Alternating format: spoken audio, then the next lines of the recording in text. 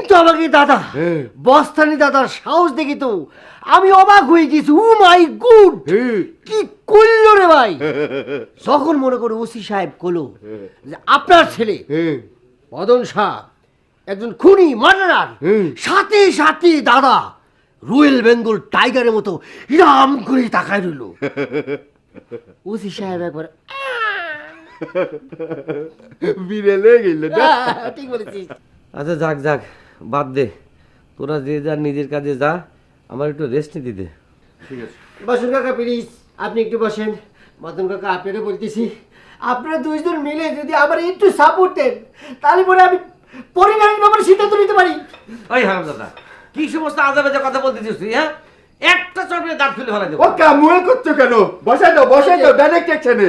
আমি ব্যাংককের থেকে ফেরার পর দেখছি চরম বিয়াদব হয়ে গেছে। তোরে শাসন করার বুঝি কেউ নেই। না পারলে আমারে কো, আমি সাজায় চাপন মারি। কাজগুলো আমার কিন্তু শক্তি কম নেই, কই দিচ্ছি। ব্যাংকক থেকে আসার পর থেকে তুই অনেক মডার্ন হওয়ার চেষ্টা করতেছিস, মারামারি শুরু করেছিস পরিণারি নিয়ে। আমি ওই সময় সকালবেলা কথা বললে পরিণারি সম্পর্কে তোমার ঠুস মেরেছি। ভালো করেছি। দেখ রাহাল, পরিনারী নিয়ে কিন্তু এখনো কোনো ফাইনাল ডিসিশন হয়নি। বদন কাকা আর বসন কাকা আমারে সাপোর্ট দিলেই পরিনারী আমার হয়ে যাবে না কাকা? কাকা, বাদল কাকা, আমার সম্পর্কে একটু পাইবে দেখেন। ছোটবেলা থেকে আপনার পেছনে পেছনে মুরগির বাচ্চার মতো ঘুরেছি না, যা বলেছেন তাই করেছি। গুড্ডু নিয়েছেন, আমি পিছে পিছে ঘুরেছি, সুতা ধরেছি। গুড্ডি পাড়ার জন্য আমি তার কাছে উঠেছি, নদীতে জাপ দিয়েছি, কাটা কোটা দিয়ে দেখেন কি হয়েছে, পা ছিঁড়ে বেড়ে গেছি। কিছু করবেন না, আমার চিন্টু চাইছে তাই করবে, সব কিছু মেনে নেবেন। সরি, এটা নিয়ে অন্য কিছু আর চিন্তা করা যাবে না। ওই দুবলো ব্যাংককে যাওয়ার আগে থেকে ডিসিশন ফাইনাল হয়ে রয়েছে।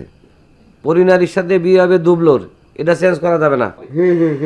দেখি বুঝতে পারছি, আমার কেউ নেই, আমি এতিম নিঃস্ব, আমি ফকির, আমি ব্যর্থ প্রেমিক। শোন, তুই দুঃখ করিস না, তোরে আমি একটা সোনার ছবির মতো দেখতে আর একটা মাইয়া এনে লাগবে দেবানি। না। আর যদি না পাই তাহলে ব্যাংকক দিয়ে একটা বুচা নারী আইনে দেবানি।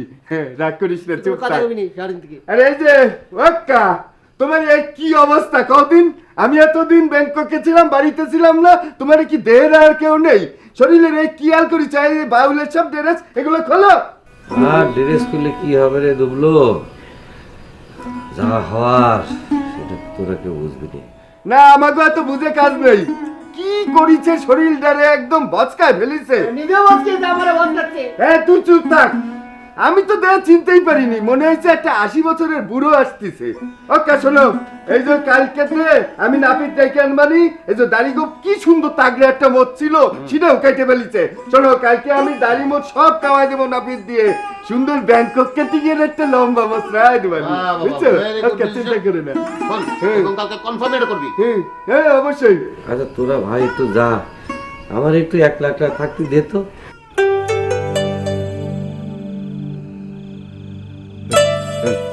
দেখছো আকাশে কত সুন্দর চাঁদ ফুটে রয়েছে। হ্যাঁ,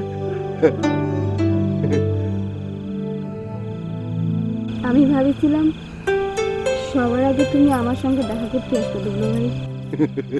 আমিও তো মনে মনে সেইটাই ভাবিলাম, কিন্তু লজ্জা লাগে তো, সেই জন্য ভাবিছি রাত্রির অন্ধকারে দেখা করি, তখন কেউ দেখবে না।